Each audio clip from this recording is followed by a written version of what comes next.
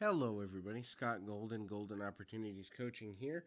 Welcome, subscribe, like, comment below if there's an audio you'd like to hear. We'll do our best to get that to you within a couple of days. If you are new here, we take coaching topics and emotional psychological topics. We break them down into simple language without the jargon for your benefit. We try to do that as often as we can. So I appreciate that. If you feel anyone would benefit from this audio, please share it on social media or wherever you feel the need.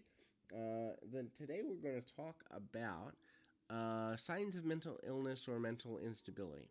Now, keep in mind that I'm going to use the words instability or emotional challenges because I don't believe that people are as sick as the mainstream media portrays that they are. That's not to say I don't believe that mental illness exists. What I'm saying instead is that we are in a culture that glorifies being sick or being weak or being in a weakened state because, quite honestly, Western medicine is in the top 3 to 5 big money earners. And so, if you can keep a person sick or convince them that they are, there's money to be made in that. I just use that disclaimer because um, my language will be different than a lot of people that would talk about these particular issues. Yes, I believe that mental illness is a thing. No, I don't believe it's as pervasive as people would have us believe. Anyway, so if you're sad for an extended period of time, if you're depressed or unable to cope with your emotional environment, this may be a sign that you've got things going on that need attention. Seeking out help, whether it be from a pastor, minister, counselor, or whomever, is a good idea for all of these signs we're going to talk about. Whoever you believe in, whether it's a coach, whether it's a counselor, psychologist, psychiatrist, therapist, or whomever, whatever pathway works for you to get your recovery is what you should focus on. Don't focus necessarily on a person's degree. Focus on their experience. Focus on their rate of recovery. And focus on how they help a person to become independent rather than codependent or interdependent. Yeah, at the end of the day, you need to be able to manage your own recovery, and the focus should be on helping you to do that. If a person is sad for an extended period of time, mental health documentation implies and often says that they may have issues with depression or anxiety or a combination of both. So if you have a pervasive sadness that is impacting your daily life or ability to function for more than 2 weeks, 14 days, you might want to check in with somebody. Next is mood swings. We all have them, but do you understand why you're having them? Can you control them? And do you understand the derivation of from where they're coming? If the answer to these things is nope, then you probably have something going on an emotional core or trauma level that might need some attention. Look, we all have different emotions. We all have different emotional states throughout the day, throughout the week, throughout the month, and inspired by our environmental cues and things we're dealing with. But if your emotions are so erratic that you don't even know what you're going to do, yeah, worth getting some help with that. Because sooner or later, this will affect how you treat others, thereby affecting long-term consequences such as your financial state, your emotional state, your relational state, and or combinations of all of the above. If you are stuck in a situation where you're constantly worried and constantly anxious and you can't snap it, so especially with something like coronavirus that we're dealing with now. People are more anxious than typical, and that's normal as long as you understand and can pull yourself from your emotion long enough to go, hey, I'm worrying too much, or hey, I can't control this, or hey, this is not working for me, and I need to look at this differently. If you can't do that for yourself and other people are beginning to tell you you're worrying too much, then I will take a pause and get my phone. I shall return.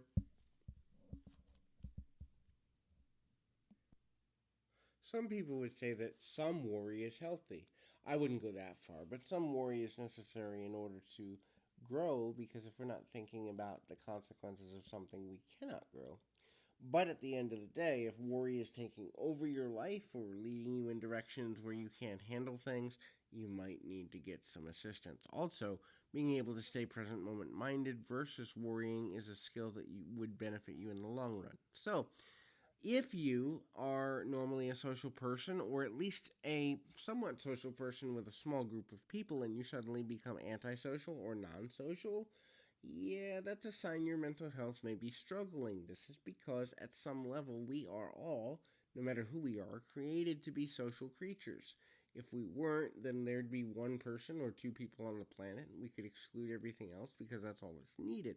At some level, in a world full of 7 billion people, we all kind of sort of need each other at some point or benefit from each other in some way. And so when you can't see the benefit of dealing with other people, it's a sign that your mind is giving you um, giving you issues that you don't necessarily want or need, and that you may need to change your focal point and your level of focus. If you can't do your daily tasks, getting up, eating, sleeping, getting dressed, doing the things you need to do, go to work, interact with people, um, and it's happening for more than a week, if because we all have anger or frustration or sad points, and even I who work in this field, because of the traumas I've been through, I have days where I just can't. And that's okay. And it's even healthy to say, I have a day today where I just can't. And I wish more people would do that, because if they did, they wouldn't get into situations where they're so angry, so depressed, so overwhelmed, so whatever, where they can't function. Because if you're letting something build and you're denying that it exists, it's only going to become a bigger problem in the end. So having a day where you just can't get out of bed, okay, that's fine. Having 7 to 10 of them, not so good. So if you're in a pattern where you can't do your daily tasks, definitely worth getting some help there. If your sleeping and eating cycle suddenly changes, so you're oversleeping or not sleeping at all, you're overeating or not eating at all, if you have an eating disorder tendency and you're giving into that where you weren't before, all of these are signs that you're actually punishing yourself for something that's going on in your life. A punishment mentality is never good, and so it's worth it to look and go, hey, I need to take care of my mental health, because my basic bodily functions, sleeping, eating, and the like, aren't being covered in the way that they were. It's a sign that my mind is focused on other things almost obsessively or exclusively, and that's not healthy. At the end of the day, if you're using substances, drugs, alcohol, sex can be a substance, or other natures to cope that are unhealthy, if you're using unhealthy coping mechanisms, it's a sign that your mental health is eroding. Now, it's not to say you can't go out and use alcohol or whatever if that's something you choose to do, but you must have it under control.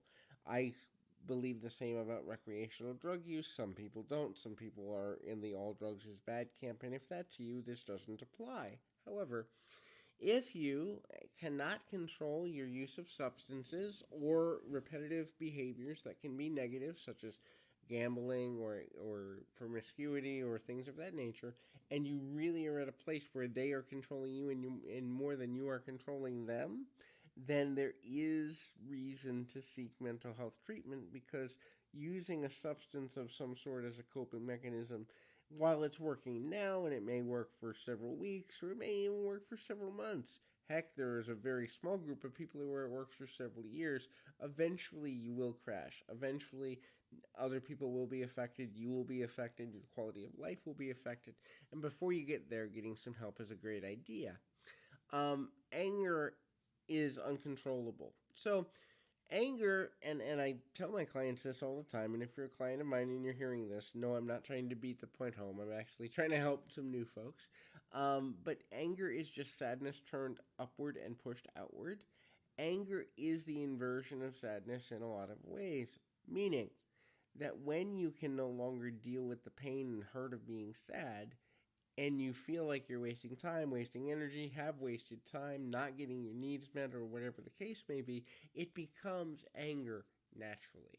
That is, I'm going to do something about this, and I'm going to attack it, and it's going to go away. Now, if you understand where the anger is coming from, and you have a healthy outlet to dispel it or get rid of it, that's great.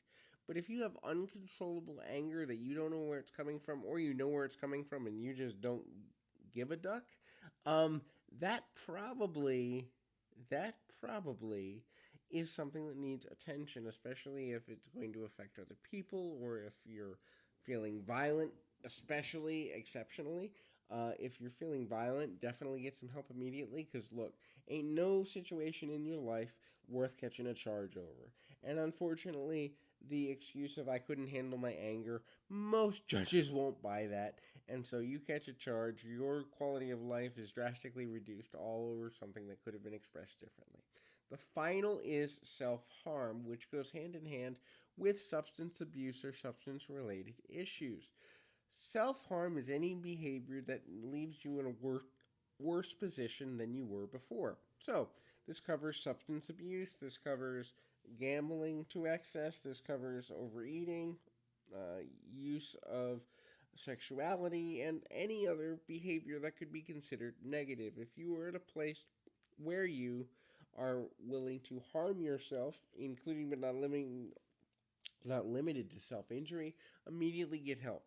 Facts of the matter is, if you're at a self harm place, and I actually have experienced this week with a semi celebrity with whom I was involved in a at least social circle sort of way, who ended up taking her own life because she couldn't cope with some things, and it's been quite sad, and it's hit social media. I'm sure if you dug enough, you could find it. I don't want to drop names because it doesn't. Her name is important to me as a person, but for the sake of the purposes of this audio, it doesn't matter. But what does matter is she got to a place where she couldn't deal with criticism. She got to a place where she couldn't deal with hate. She got to a place where she couldn't deal with other people being cruel and mean, and it led to her ending her life. And she was in her 20s. And the sad part of the matter is there are literally hundreds of cases of this happening every single day of every year of our lives. There are people who get to a place where they are so far gone in their pain that harming themselves and eventually taking their life seems like the only logical solution. I hope and pray for your sake that if you're there, you're reaching out for help. There's no shame in doing that, and you have done nothing wrong, per se, by harming yourself, meaning that doesn't mean you're beyond redemption. Obviously, hurting yourself, not a good idea. But so many times, the shame that comes with it causes people to stay in seclusion or stay away. And I'll say this as someone who has recovered from an eating disorder, among other things. The shame of what you put yourself through is is no match for your recovery power. You were born strong, you were born able to recover from all things, and you do but you may need help along the pathway. And there's no shame in asking for that help. So if you have any of these symptoms or any other symptoms that may indicate a mental or emotional imbalance, it may be worth and should be worth to you taking the time to figure out how to get some help. There's no shame in asking for help. Find someone you believe in. Don't believe that just because they have a degree, they know what they're talking about. Don't believe just because they say they know what they're talking about, then they know what they're talking about. Do your investigation, but get the help wherever you can get it. Until next time, keep your feet on the ground, your mind in the moment. Until next time, everybody.